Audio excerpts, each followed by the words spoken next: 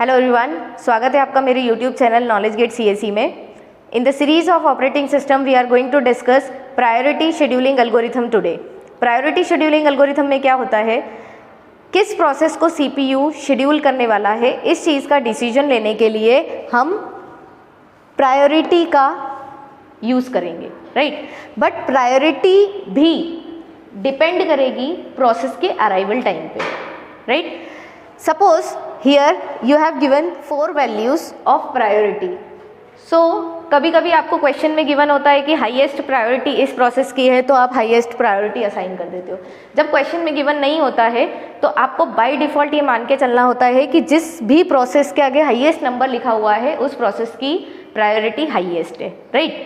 आप priority scheduling algorithm के basis पे डिसीजन ये होना चाहिए था कि जो सीपीयू है वो P4 को सबसे पहले शेड्यूल करें, बट आप चेक कीजिए उसका अराइवल टाइम है 8, राइट। तो ये 8 अराइवल टाइम पे ही रेडी क्यू में आएगी और रेडी क्यू में आने के बाद ये शेड्यूल हो पाएगी, राइट। तो सबसे पहले इररिस्पेक्टिव ऑफ प्रायोरिटी किसको असाइन किया जाएगा, प्रोसेस नंबर P1 को।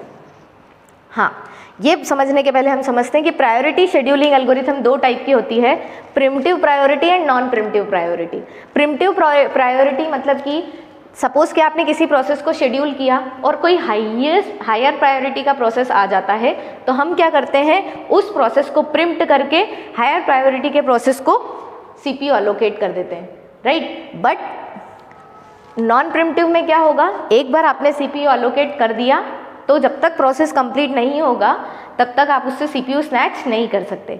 सो today we are going to discuss non preemptive priority scheduling algorithm. So सबसे पहले जीरो अराइवल टाइम प्रोसेस को विच इज़ P1 आपने शेड्यूल किया, उसका बर्स्ट टाइम है 12। सो 0 से लेके 12 तक प्रोसेस नंबर P1 कंप्लीट हुई, राइट। अब आप चेक कीजिए at 12 unit of time how many processes are arrived into the ready queue, right. ये सपोज आपका रेडी क्यू है, इसमें 12 यूनिट ऑफ टाइम पे आपने P1 को पहले लगा दिया था, P1 अपना कंप्लीशन कर चुकी है। P1 के 12 यूनिट ऑफ टाइम के बाद कितनी प्रोसेस अराइव हो चुकी है, तो P2 भी आ चुकी है, P3 भी आ चुकी है और P4 भी आ चुकी है। बट पहले किसको सीपीयू मिलेगा ये डिसीजन करने के लिए हम प्रायोरिटी चेक करेंगे।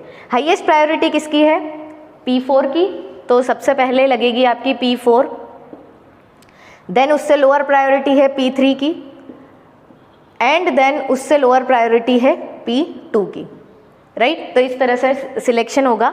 सबसे पहले P4 है फ्रंट एंड पे, P4 आ गई, उसका बर्स्ट टाइम चेक कीजिए, बर्स्ट टाइम है कितना, burst time is 5। So 12 + 5 is equal to 17।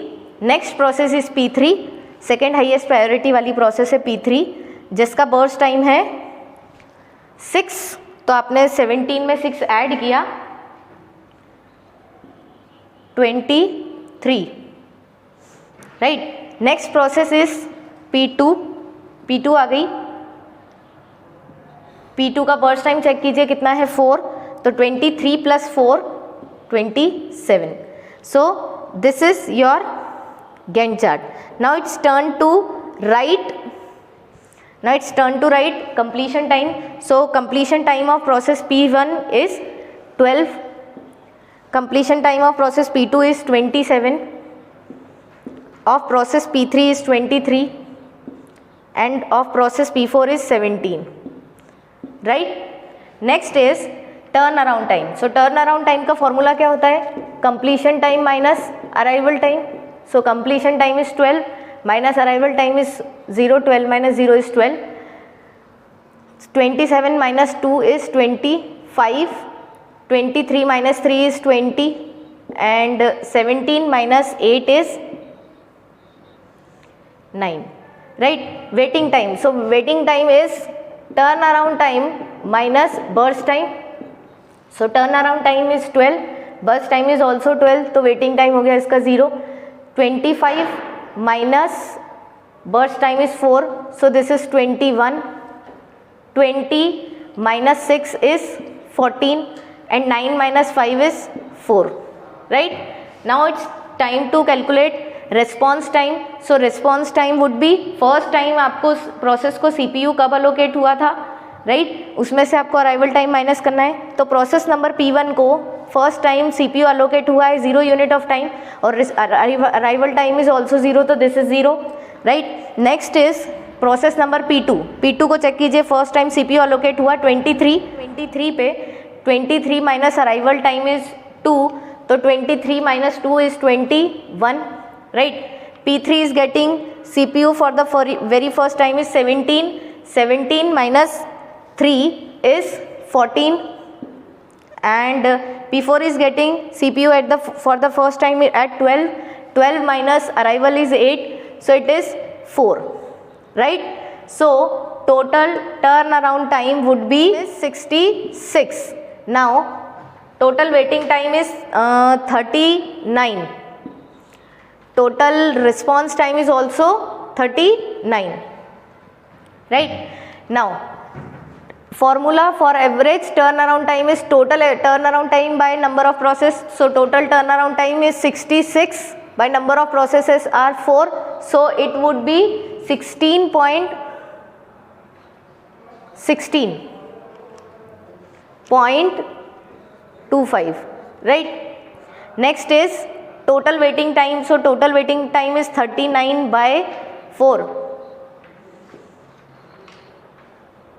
9.75. Total response time is again 39 by 4, which is 9.75.